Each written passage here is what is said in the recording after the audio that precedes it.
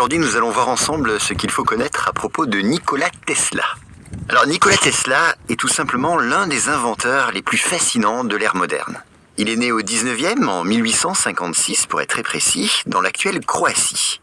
Et un petit peu avant 30 ans, il émigre aux États-Unis. Il y a une idée fixe, il veut révolutionner la production et la distribution d'électricité. Il faut savoir qu'à la fin du 19e siècle, le système dominant en matière d'électricité aux États-Unis repose sur le courant continu, qui est défendu par Thomas Edison.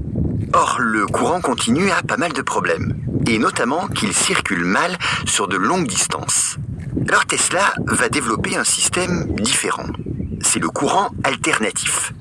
Lui est capable d'être transformé en haute tension pour voyager très loin.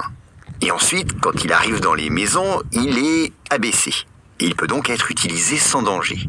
C'est cette innovation qui va rendre possible l'électrification massive des villes. Alors forcément, il y a une guerre qui se déclenche entre Tesla d'un côté et Edison de l'autre. C'est-à-dire entre le courant continu et le courant alternatif. C'est ce qu'on appelle la guerre des courants. Alors dans cette guerre, Tesla trouve un allié dans la personne de George Westinghouse. C'est un industriel qui finance ses travaux. Et ils vont finir par triompher lors de l'exposition universelle de Chicago en 1893. Et peut-être surtout avec la centrale hydroélectrique des chutes du Niagara en 1895. Et c'est un tournant historique puisque le modèle électrique mondial va adopter leur courant alternatif. Mais attention, il ne faut pas réduire Tesla à cela.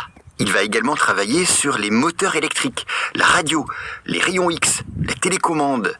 Et il concevra la fameuse bobine Tesla, capable de produire des décharges spectaculaires à haute fréquence. Alors on le voit, si Tesla a été un scientifique brillant, il sera en revanche piètre gestionnaire. Il déposera plus de 300 brevets, mais s'enrichira très peu. Ce seront d'autres qui tireront profit de ces innovations, en tout cas d'innovations proches des siennes, et on peut citer ici Marconi, avec la radio. Tesla, lui, terminera sa vie dans un hôtel new-yorkais en 1943, isolé et presque oublié. Alors dans l'épisode d'hier, je vous ai parlé de Nikola Tesla comme le génie de l'électricité moderne. L'homme du courant alternatif, le rival de Thomas Edison. Mais dans cet épisode bonus, j'aimerais vous parler d'un événement qui a eu lieu à la fin de sa vie. Là, et c'est dans les années 1930, ce grand inventeur vit seul, ruiné et presque oublié. Et il a une obsession, les pigeons. Et donc chaque jour, à New York, il se rend au parc Bryant pour nourrir des centaines de pigeons. Attention, ce n'est pas un simple passe-temps, Tesla développe une relation particulière avec l'un d'eux. Un pigeon totalement blanc, aux yeux gris pâle. Tesla affirmera même, plus tard, « J'aimais ce pigeon comme un homme aime une femme ». Alors cette phrase surprend, c'est normal, elle choque même. Pourtant, elle éclaire sur quelque chose de fondamental chez Tesla. Et pour le comprendre, il faut savoir qu'à cette époque, il vit à l'hôtel New Yorker. Et il refuse toute intimité humaine. On sait qu'il n'a jamais été marié, et il confesse d'ailleurs que la chasteté a servi son génie. Selon lui, l'énergie sexuelle devait être entièrement consacrée à l'invention. Mais revenons aux pigeons. Tesla raconte qu'il savait quand l'oiseau était malade, même à distance. Il affirme même qu'un jour, l'animal est entré par la fenêtre de sa chambre, gravement affaibli. Et il dit avoir vu alors une immense lumière jaillir de ses yeux. Une lumière, je le cite, plus brillante que n'importe quelle lampe. Et quand ce pigeon est finalement mort, Tesla a dit « J'ai su que ma vie était finie ». Et d'ailleurs, c'est vrai, à partir de ce moment, il n'invente plus rien de majeur. Il s'enferme progressivement dans une solitude quasi mystique.